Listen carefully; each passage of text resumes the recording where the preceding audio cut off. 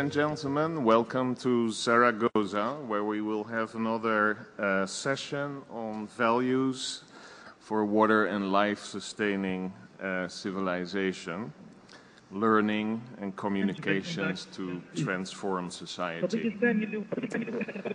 We will start. My name is Stephen Loving.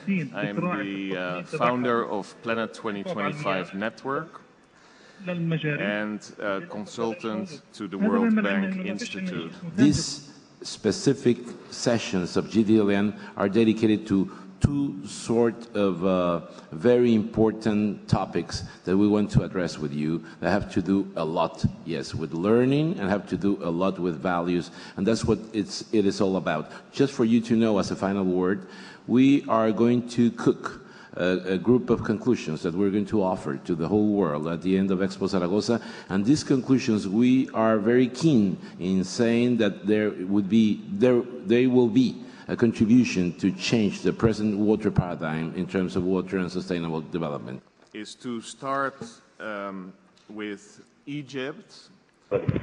I think what we need is to get the value of the water reached to each person in the country, because each person found that getting water very easy. He can get water if he open any tap. And I think this is we should take into consideration the different religion rules and faith, because this issue, for example, I may talk about Islam, because Islam are emerged in a very scarce area or desert area, so you found the issue of water is very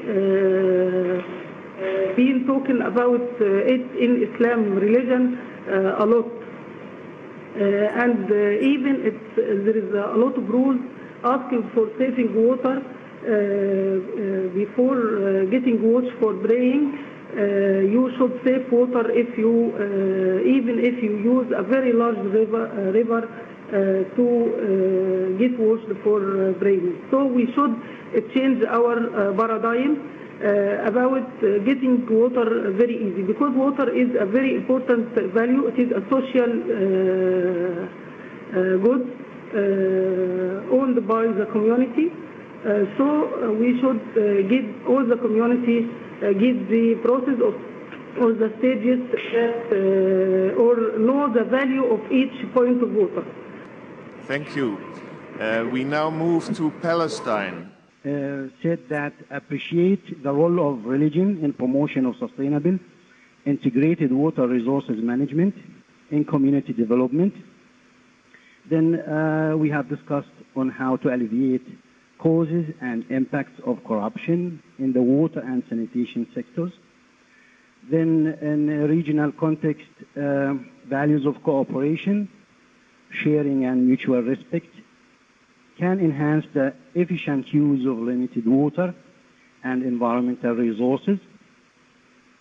Then we said also that the clients should realize the benefits of getting the service by paying tariffs and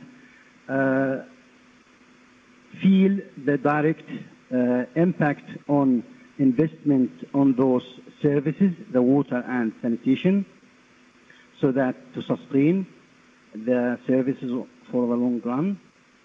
Then as a special case here in Palestine, actually,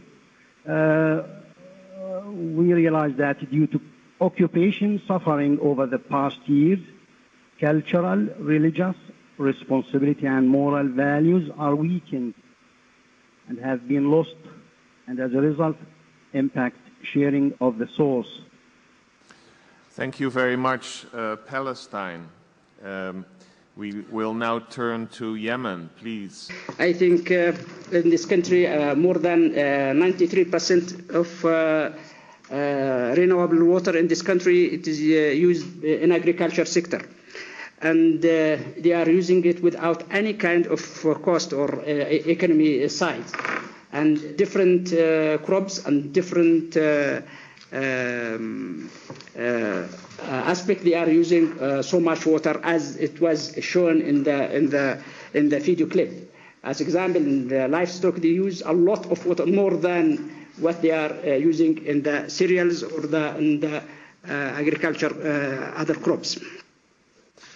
Thank you very much, Yemen, for your comments. We will now move to Ethiopia.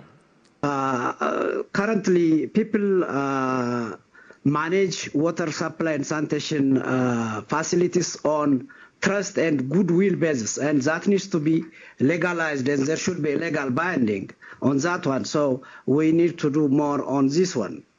With regard to water pollution, on top of giving, probably enforcing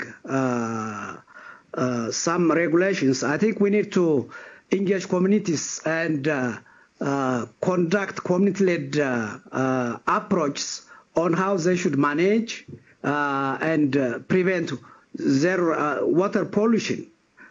When communities are facilitated to decide on their own affairs, we feel that the action would be long-lasting and will be sustainable. The last point, but not least, is the empowerment of women, particularly when it comes to water and sanitation. In our country, women are responsible for the household's water and sanitation.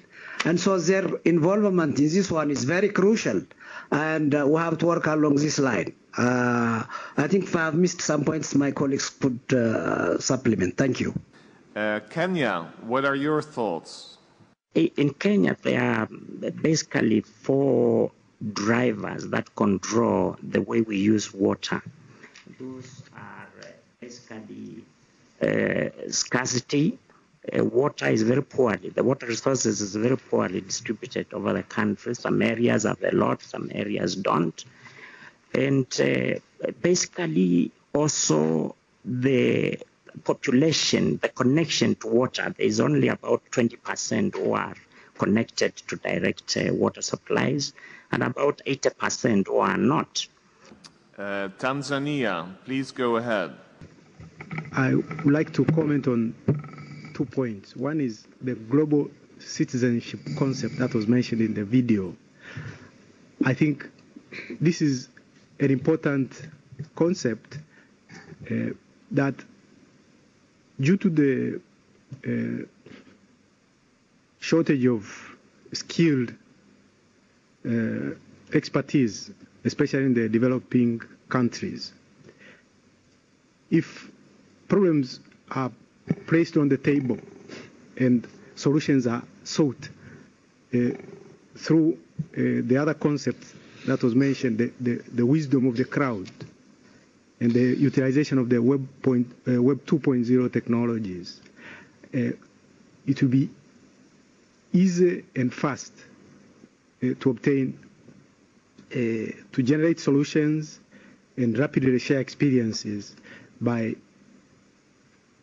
the internalization of the concept of global citizenship.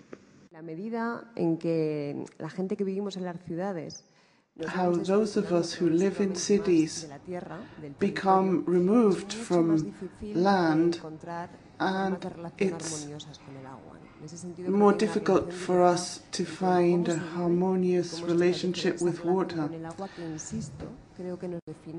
Because I do think water defines us as peoples and as groups. And of course that brings me to territory. It's a lot more than land. It's culture, it's identity, it's lifestyle. And these are sacred elements.